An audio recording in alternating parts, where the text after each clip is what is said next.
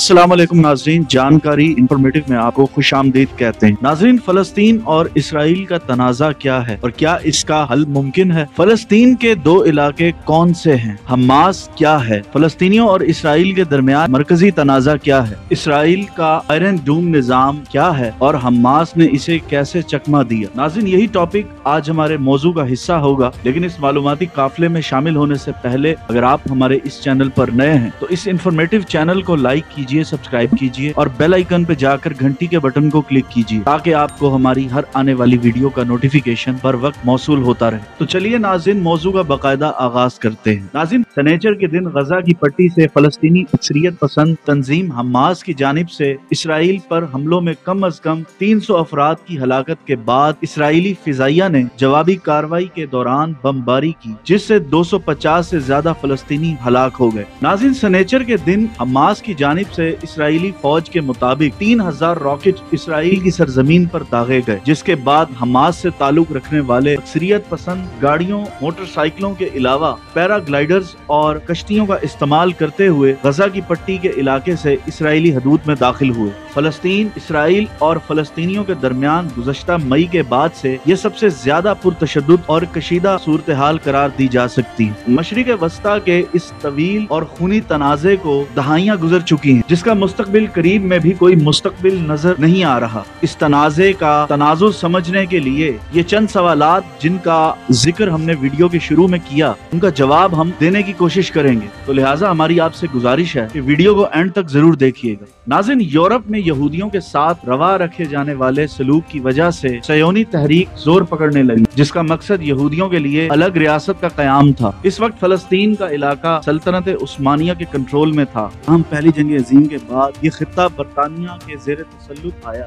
जहाँ यहूदी बड़ी तादाद में मुंतकिल होने लगे और यूं मकामी अरब आबादी के साथ तनाव का आगाज हुआ। बरतानिया और फ्रांस ने मशरिक़ वुस्ता को तकसीम किया और मुख्तलिफ रियासतें क़याम में आईं। ताम फलस्तीन बरतानिया के जेर तसल्लुत ही रहा, जहाँ अरब कौम परस्तों और सयोनी तंजीमों के दरमियान कशीदगी बढ़ने लगी। सयोनी तंजीमों ने अक्सरी गिरोह कायम कर लिए, जिन्होंने दूसरी जंग अजीम के बाद अलग रियासत के लिए दबाव बढ़ाना शुरू कर दिया। नाज़रीन, 1947 में अक़वाम मुत्तहिदा ने वोटिंग के जरिए फैसला किया कि फलस्तीन को दो टुकड़ों में तकसीम किया जाए, जिनमें एक यहूदी रियासत हो और एक अरब रियासत, जबकि यरूशलेम बैतुल मक़दस एक बैनुल अक़वामी शहर होगा। ताहम 14 मई 1948 को इसराइल का क़याम हुआ तो अगले ही दिन उर्दन, मिस्र, शाम और इराक ने हमला कर दिया। ये पहली अरब इसराइली जंग थी, जिसके नतीजे में अक़वाम मुत्तहिदा के मंसूबे के मुताबिक जहाँ अरब रियासत बनना थी वो इलाका मुख्तलिफ ममालिक के कब्जे में आ गया और यूं फलस्तीनियों के लिए एक साने ने जन्म लिया। 7.5 लाख फलस्तीनी हमसाया ममालिक खुद फरार हुए या उन्हें इसराइली फौजियों ने बेदखल कर दिया। 1967 की अरब इसराइल जंग ने इस तनाज़े को मजीद पेचीदा बना दिया, जब इसराइल ने अरब इत्तेहाद को शिकस्त देकर मिस्र से गजा की पट्टी, शाम से गोलान और उर्दन से मशरिकी यरूशलेम समेत वेस्ट बैंक यानी गरब उर्दन छीन लिया। मिस्र को तनाई से भी हाथ धोना पड़ा। 1973 में मिस्र और शाम ने इसराइल पर अपने इलाके छुड़वाने के लिए हमला किया, जिसे यौम कपूर जंग कहा जाता है। 6 साल बाद इसराइल और मिस्र ने अमन का मुआहिदा कर लिया और सेनाई मिस्र को वापस लौटा दिया। उर्दन ने भी कुछ अरसे बाद इसराइल तस्लीम करते हुए मिस्र की तकलीद की। इसराइल आज भी गरब उर्दन पर काबिज है, ताहम इसने 2005 में गजा की पट्टी से फौजें निकाल ली। अक़वाम मुत्तहिदा आज भी इस इलाके को मकबूजा मानता। इसराइल पूरे बैतुल मक़दस को अपना दारुल खिलाफा मानता है, जबकि फलस्तीनी मशरिक़ बैतुल मक़दस को मुस्तकबिल की फलस्तीनी रियासत का दारुल हुकूमत मानते हैं। इस वक्त 2 फलस्तीनी इलाके हैं, जिनमें से एक गरब उर्दन और एक गजा की पट्टी है। इन दोनों इलाकों के दरमियान 45 किलोमीटर का फासला। गरब उर्दन का रकबा 5970 स्क्वायर किलोमीटर, जबकि गजा की पट्टी सिर्फ 365 स्क्वायर किलोमीटर पर मुहित है। गरब उर्दन यरूशलेम और उर्दन के दरमियान मौजूद है, जबकि गजा की पट्टी 41 किलोमीटर तवील और 10 किलोमीटर चौड़ी है। गजा की पट्टी की सरहद का 7 किलोमीटर हिस्सा मिस्र से मिलता है और एक जानिब बहिरा रूम वाक़ है। नाज़रीन, गजा में फलस्तीनी अक्सरियत पसंद गिरोह हमास बरसरे इक़्तिदार है, जिसने इसराइल से कई मरतबा जंग की है। इसराइल और मिस्र सख्ती से गजा की सरहदों की निगरानी करते हैं ताकि हमास तक हथियार ना पहुंचे। दूसरी जानिब गरब उर्दन में बैन अल-अक़वामी तौर पर माने जाने वाली फलस्तीनी हुकूमत जिसमें फतह तंजीम का अहम किरदार है। तहाँ गरब उर्दन कहलाने वाले इस छोटे से इलाके में 86% फलस्तीनी हैं, जबकि 14% लोग इसराइली आबादकार हैं जो कि ऐसी बस्तियों में रहते हैं जो एक दूसरे से अमूमन फासले पर मौजूद होती हैं। नाज़रीन, ज्यादातर इसराइली बस्तियां 70, 80 और 90 की दहाई में तामीर हुई थी, मगर गुज़श्ता 20 बरसों में इनकी आबादियों में 2 गुना इजाफा हुआ है। इसराइल इन बस्तियों को पानी और बिजली जैसी सहूलियात फराहम करता है और इनकी हिफाजत इसराइल फौज करती है। हमास गजा की पट्टी पर बरसरे इख्तदार फलस्तीनी अक्सरियत पसंद गिरोह है जो 2007 में इख्तदार संभालने से अब तक इसराइल के साथ मुतअद्दिद जंगें लड़ चुका है। इन जंगों के अलावा हमास ने इसराइल पर हजारों रॉकेट दागे हैं और कई हमले किए हैं। इसराइल ने भी हमास को कई बार फिजाई हमलों से निशाना बनाया है। 2007 से इसराइल ने मिस्र की मदद से गजा की पट्टी का मुहासरा कर रखा है। इसराइल, अमेरिका, बरतानिया और यूरोपीय यूनियन समेत कई आलमी ताकतें हमास या इसके अक्सरी विंग को दहशतगर्द करार दे चुकी हैं। हमास को